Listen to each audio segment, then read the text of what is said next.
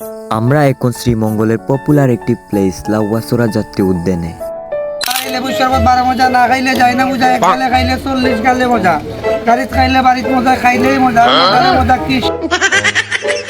3 মাস অনাহারে থাকার পর খাবার জুটেছে মাত্র কয়েক ঘন্টা হলো, এখনো ধকল কাটিয়ে ওঠা সম্ভব হয়নি।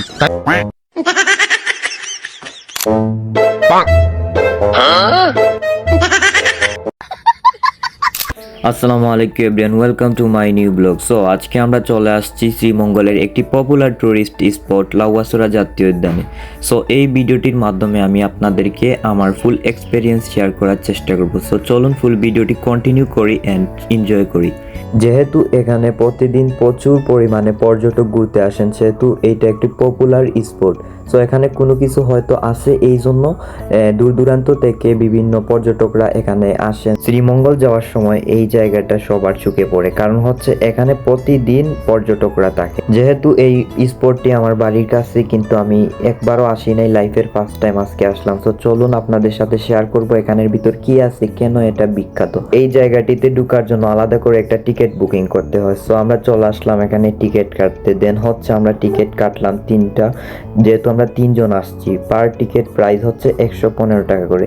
সো আমরা হচ্ছে টিকিট কাটার পর ভিতরে চলে আসলাম, ঠিক আছে। তো এখন আমরা ভিতরে গিয়ে এখানকার ভিউটা উপভোগ করার চেষ্টা করব। সো ফার্স্ট অফ অল আমরা ঢুকে দেখতে পাচ্ছি যে একটা রাস্তা গিয়েছে, চারপাশে হচ্ছে গাছপালা। তো এখানে হচ্ছে আমার বন্ধুরা ফটো তুলতে চাইলো। সো ফটো তোলার পর আমরা সামনের দিকে হাঁটতে লাগলাম। সো আমরা সামনের দিকে আগাচ্ছি এন্ড একটা জিনিস আমরা লক্ষ্য করছি যে এখানকার ন্যাচারাল ভিউটা অসাম। মূলত এটি কোনো রিসোর্ট বা পার্ক না। সো এখানে যদি আপনি রিসোর্ট বা পার্কের ফিল নিতে আসেন, তাহলে এটা আপনার জন্য ভুল হবে। কেননা হচ্ছে এটা একটা প্রাকৃতিক পরিবেশ, ন্যাচারাল ভিউ, এই জন্য এই জায়গাটা বিখ্যাত।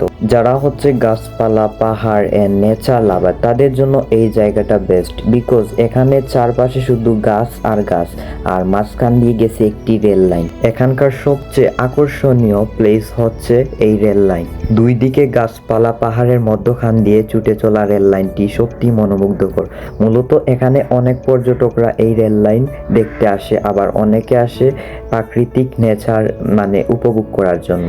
আপনি যদি চান খোলামেলা নিরিবিলি একটি পরিবেশে দিন কাটাতে বা সুন্দর একটি সময় উপভোগ করতে, তাহলে তাদের জন্য এই উদ্যানটি পারফেক্ট একটি প্লেস। অনেকে আমাকে বলেছেন যে এখানের ভিতরে আসলে কোনো কিছুই দেখার মতো নাই, শুধু গাছপালা, এছাড়া আর কিছুই নেই, শুধু এখানে টাকা নষ্ট। সো আমিও প্রথম দিকে ভাবছিলাম হয়তো এইরকম কিছু একটা, শুধু গাছপালা। সো ভিতরে আসার পর বুঝতে পারলাম যে মানুষ কেন দূর দূরান্ত থেকে এখানে আসে। যারা হচ্ছে নেচার লাভার, তাদের জন্য এই জায়গাটি পারফেক্ট একটি জায়গা। সো আমাদের এখানে এসে খুবই ভালো লাগছে, বিকজ এই প্লেসটা নিরিবিলি অ্যান্ড চারপাশ দিয়ে গাছপালা, মধ্যখান দিয়ে রেল লাইন। সো এখানে এসে আমরা এটি স্মৃতিময় করে রাখার জন্য কয়েকটা ফটো ক্লিক করলাম। দেন আমরা ফটো, ভিডিও সব কিছু ক্লিক করার পর সামনের দিকে আগাচ্ছি, কারণ এইখানকার ভিউ যেহেতু আসছি, এনজয় করে যাই। সো এই প্লেসটি খুব ভালো লেগেছে আমাদের কাছে, বিকজ আমরা এই জায়গাটিতে এসে খুবই এনজয় করেছি। সো এটা যারা হচ্ছে ফ্রেন্ড সার্কেল নিয়ে আসবেন, তারা আশা করি এই জিনিসটা বুঝতে পারবেন। সো এখানকার প্রাকৃতিক ভিউগুলা দেখতেই পাচ্ছেন আশা করি। সো ন্যাচারাল ভিউ উপভোগ করার পর আমার ফ্রেন্ডগুলা এখন বাচ্চামি শুরু করে দিয়েছে। তো তাদের বাচ্চামি দেখে আমি খুবই হাসলাম, দেন আপনাদের সাথে একটু শেয়ার করলাম। সো এইভাবে আমরা সারাদিন খুবই এনজয় করলাম। দেন হচ্ছে আমরা এখন এইখান থেকে চলে যাব।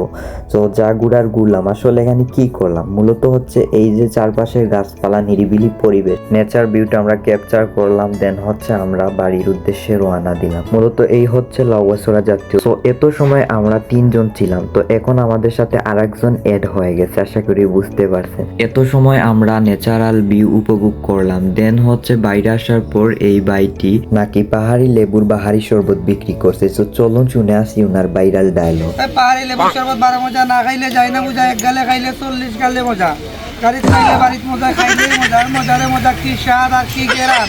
আসেন লেবু শরবত খাইলে আসেন। ভাই এটা একদম মদের মতো।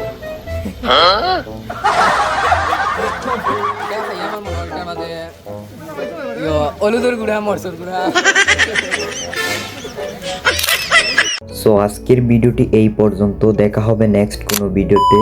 3 মাস অনাহারে থাকার পর খাবার জুটেছে মাত্র কয়েক ঘন্টা হলো, এখনো ধকল কাটিয়ে ওঠা সম্ভব হয়নি। তাই ঘুমনো ক্ষুধার ক্লান্তি ভরা শরীরে